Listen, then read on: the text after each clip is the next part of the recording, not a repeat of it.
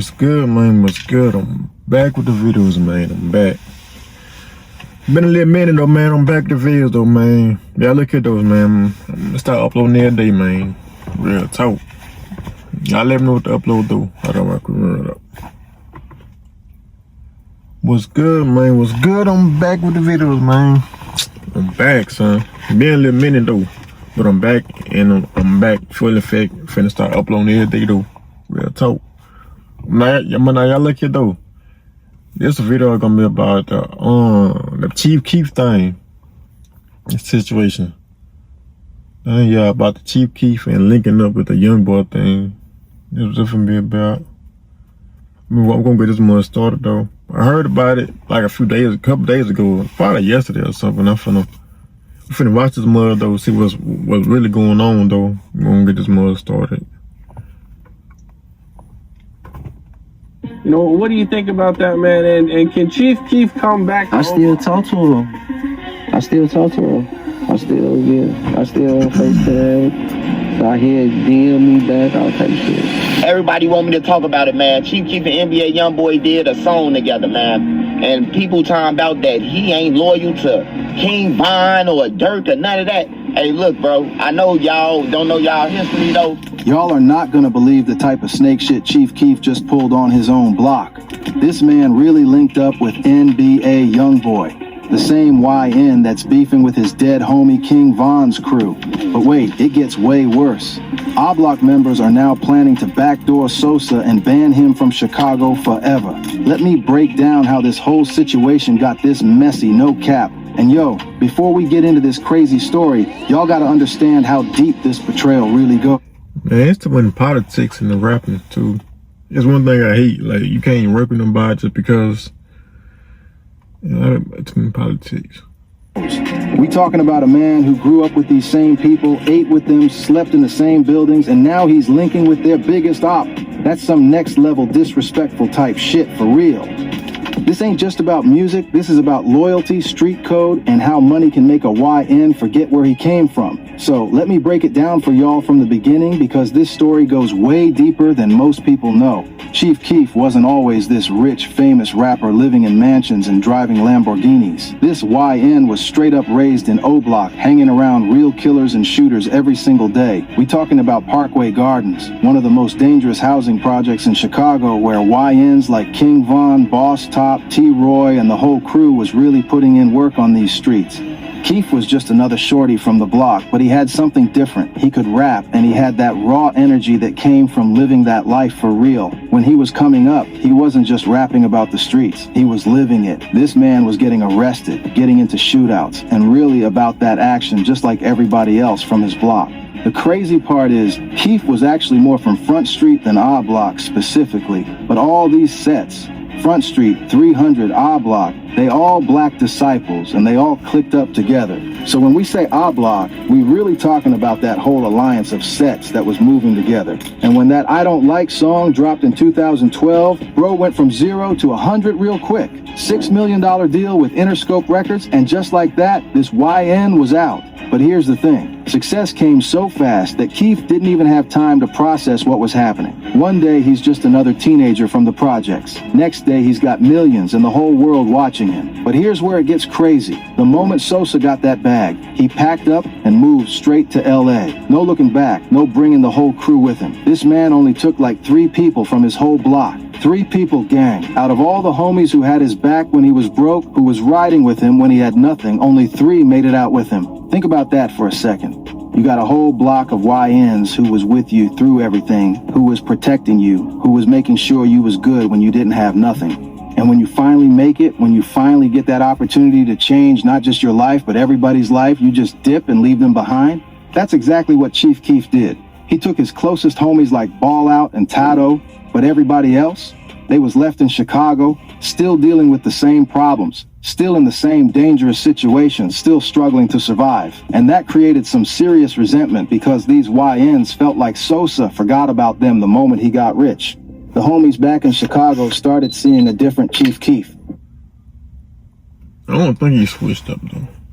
This wasn't the same shorty who used to be on the block with them, sharing whatever little money they had, looking out for each other. Now he's posting on Instagram, flashing all this money, buying expensive cars and jewelry, living in mansions. But his own people back home, they still struggling, still in the trenches, still fighting the same battles they was fighting before he made it. And yo, that's when the money and fame really got to his head. Y'all gotta understand, when you come from nothing and suddenly you got millions, that shit can change you quick. But it's how you handle that change that shows your character. Some people get rich and bring everybody with them. Other people get rich and act like they don't know where they came from. Sosa chose the second option, and that's what started all this drama. He went from being just another YN from Oblock to thinking he was too good for his own people. He started moving different, talking different, acting like he was above the block that made him who he was.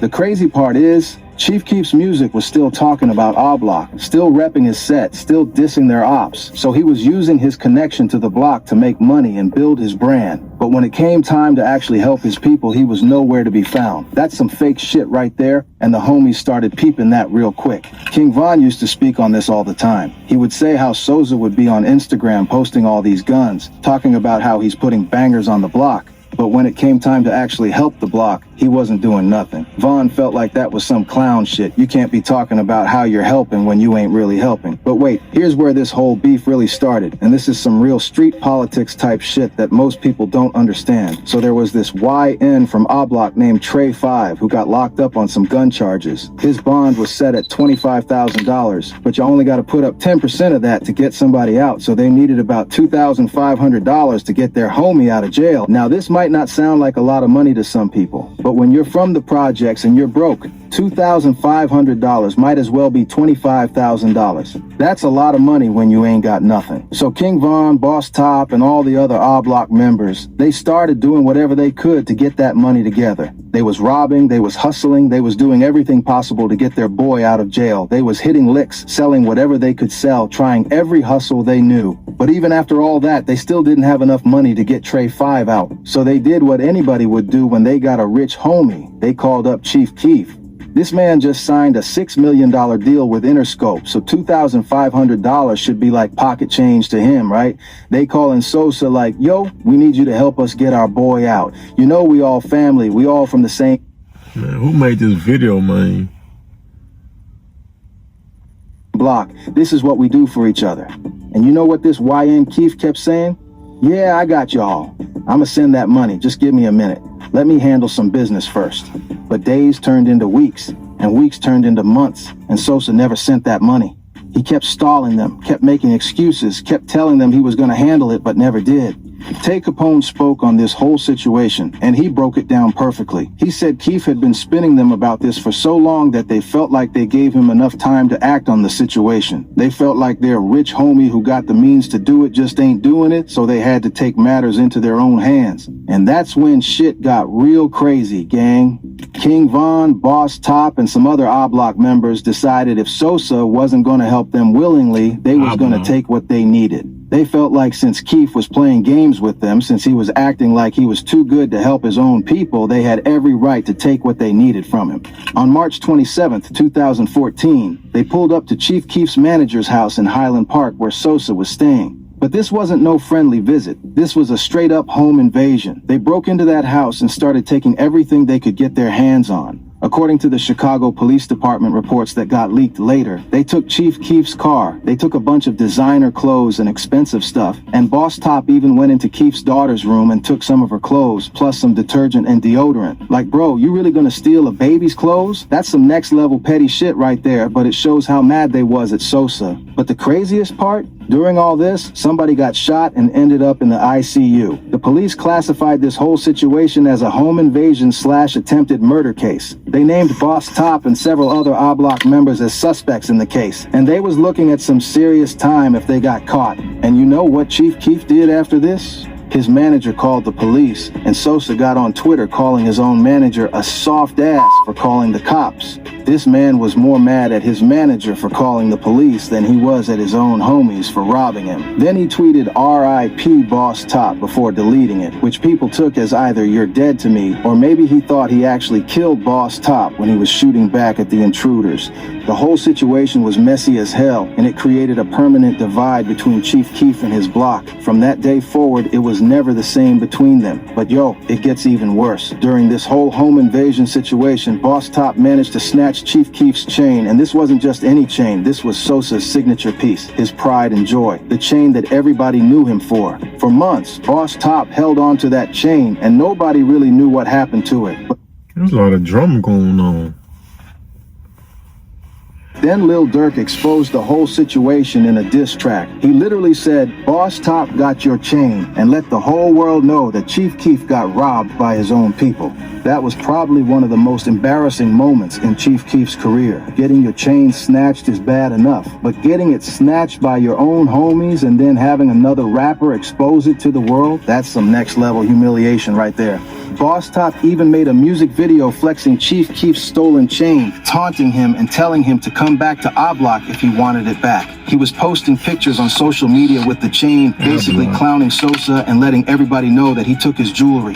Fans started calling Boss Top Broke Top and the Diaper Bandit after this whole situation, especially when people found out he stole baby clothes too. This situation really hurt Boss Top's reputation in the rap game, but he didn't care because he felt like he was justified in what he did. But the funniest part of this whole chain situation, that same chain later got snatched from Boss Top by Famous Dex. So the chain went from Chief Keef to Boss Top to Famous Dex. That's some crazy street politics right there. The chain was cursed or something because everybody who had it ended up getting it taken from them. Now King Von, he was one of the main people involved in this whole situation, and he never really kept quiet about it. Von always felt like Chief Keef was bogus for how he handled the Trey 5 situation and everything that came after. In Von's mind, when you make it out the hood, you're supposed to bring your people with you, not abandon them. Von used to speak on how Sosa would be on Instagram flashing all these guns and money, talking about how he's putting bangers on the block, but when it came time to actually help his people, he was nowhere to be found. Von felt like that was some fake shit. You can't be talking about how you're helping the block when you won't even help bond out your own homie. King Von was always about loyalty. That was his whole thing. Loyalty to his block, loyalty to his people, loyalty to the street code. So when he saw Chief Keef violating that code, when he saw him abandoning his own people, Von took that personal. He felt like Sosa was disrespecting everything they stood for. And this created a permanent divide between Chief Keef and Oblock. From that point on, it was like you either took Sosa's side or you took the block's side. And most people chose the block because they felt like Keef violated the and when you look at how everything played out, it's hard to argue with that assessment. Keef had the power to help his people, but he chose not. Man, this stuff is, I don't know, like he shouldn't be. He should. It's the interview though, man. Cause I can't watch this. Finish this. Like what I think about this right here, it ain't really like he can help. Like you feel me?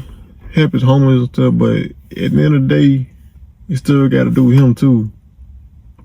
So that stuff it's kind of wild to me though. How this, like, I mean, I get what King Von saying, but at the end of the day, like, you feel me? Like it ain't that serious. Like in working with Youngboy, it ain't. Man, that's an interview, man. I don't, this stuff right here.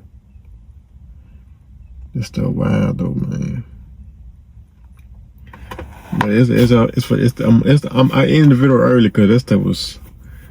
It was that narrator making it seem like it's all like it's not even that serious. Like it's. Nah, y'all know the more views I can react to, man. Y'all comment below, man. Cause this stuff is this video kind of wild to me though. Like, I mean, at the end of the day, it's still a business when it comes to that rap and stuff, like, cause I don't think he's picking no side. I ain't heard Keef in a minute. He been doing his thing. I ain't heard him no drama or nothing. So, salute to that man though. But now I gotta say though, man, Make the video, man. Subscribe, like, comment, everything, yeah. That's all I gotta say though, y'all.